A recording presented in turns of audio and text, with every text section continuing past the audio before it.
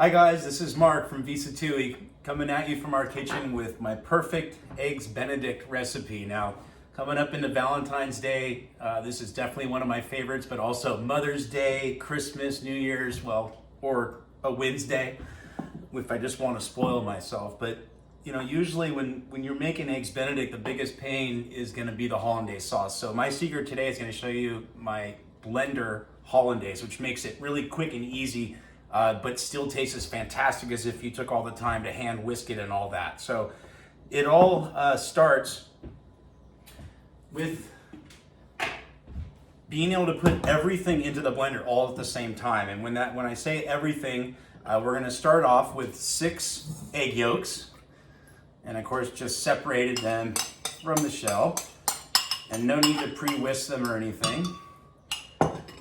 The most acidic part of this, or what gives it that great tang, is lemon juice, and fresh squeezed lemon juice. This is 2 tablespoons. About a 1/4 tablespoon of coarse ground salt.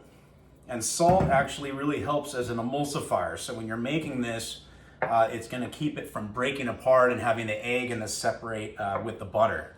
So speaking of the butter, the easiest way to do this, and they always talk about clarified butter, and what does that mean is that you take the water fats and the solubles out of the butter, and so what we really only want, or what they call the clarified, is this clear part, the golden clear part that's in the middle. So I just took, and this is 2 sticks of butter, just a quick melt in the microwave, and you'll see these things separate after it just sits on the counter for a minute. And you can just grab a tablespoon, let me move this out of the way, or a large spoon I should say, and just sort of grab that top layer of foam and pour slowly, and you'll see just the really clear, pure, clarified butter will come from this, and you'll begin to see some of the solids from the bottom come, and that's when you want to stop. So all that you're left with is just that foam, and you can see sorts of white solids that are left in the bottom. So a little bit more and we're going to be done with this. Get these things out of our way. Now, to bring just a little kick, there's cayenne pepper, and that's about 1/8 of a teaspoon. And I really like that a little bit more so than in some recipes that you see. This is about double, so a little bit more spice to come with the acidity. I just really like my recipes to be lively. Now, before we add the butter, this is what they call the emulsification, and this is the hard part. This is also the basis behind like how mayonnaise is made.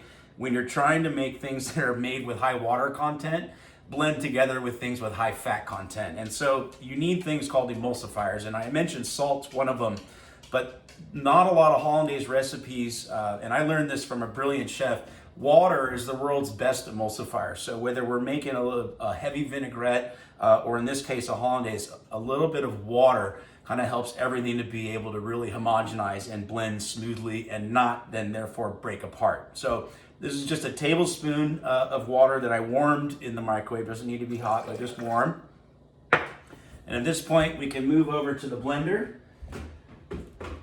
and we're going to, whenever you're dealing with liquids in a blender, it's never a good idea just to hit go. You should give it a few pulses first and then hold your finger down to let it start blending. Otherwise, it's just gonna jump out of here at you. So we're gonna give this a few pulses just to blend these ingredients together before we start the serious emulsification part. So what you wanna do is just pulse it a few times. And now we'll grab our clarified butter, and it's important that you just want to make sure that this is still warm. Now, not hot to the touch, but just warm. That's going to also aid with the emulsification. And this is where things get a little scary for some, but if you just follow the rule that I told you about pulsing the blender a few times, it's going to keep you from having a disaster and hollandaise on the ceiling. So we'll get it going, and once it's running, we'll slowly drizzle in this butter.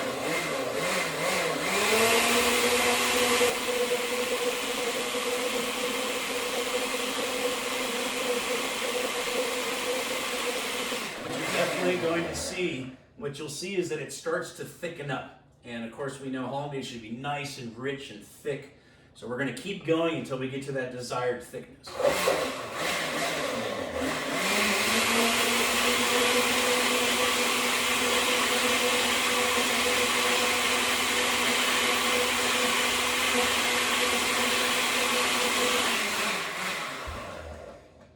now that's all of the butter that's in here, and you can see, bring this right over the camera, down in there, how nice and thick and rich this hollandaise is.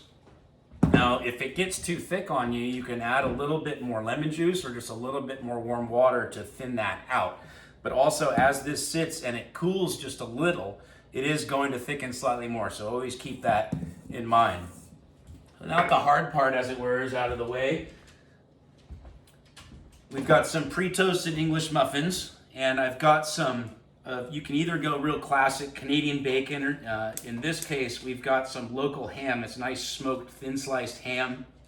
And I just sort of folded this up into little pillow shapes and got it browned on one side, flipped them over. Now we're just gonna get this nice and warm on the other side. And while this is all working, we can begin with poaching of the eggs. Now, there's a lot of different methodologies. A lot of people say to stir the water to create a whirlpool effect, but if you're going to be doing multiple eggs, it'll actually cause them just to all cling together and make a big gob. So I like to use a slightly salted water, and don't overdo it, just like maybe a little bit less than you would use for pasta water.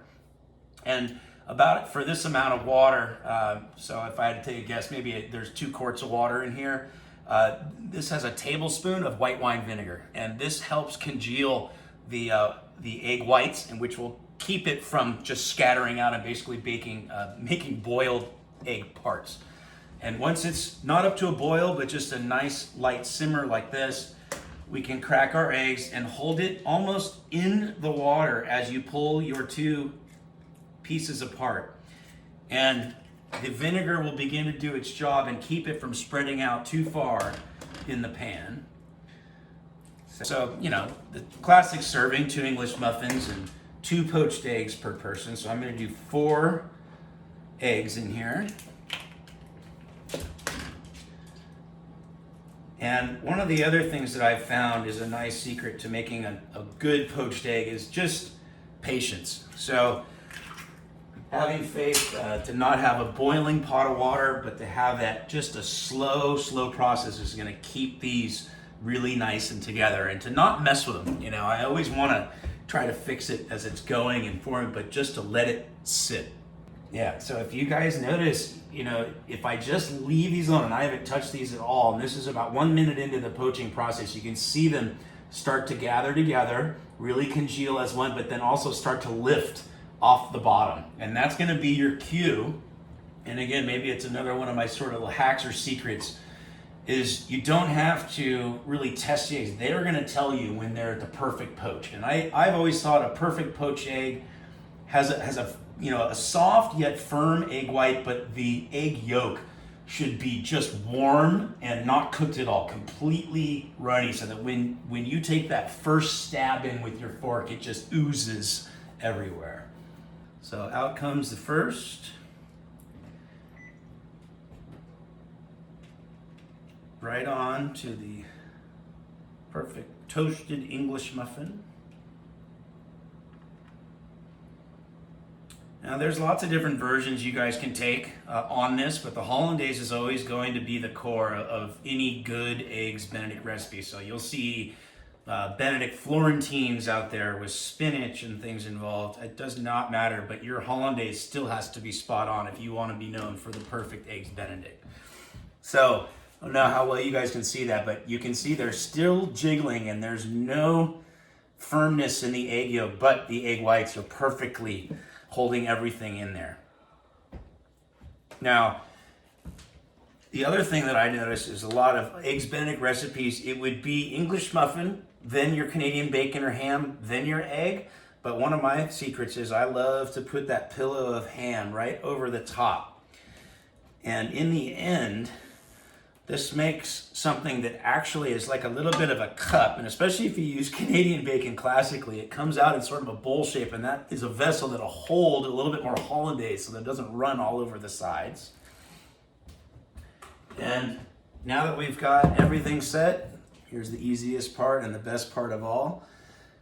Just going with a nice smooth layer of our blender hollandaise over the top.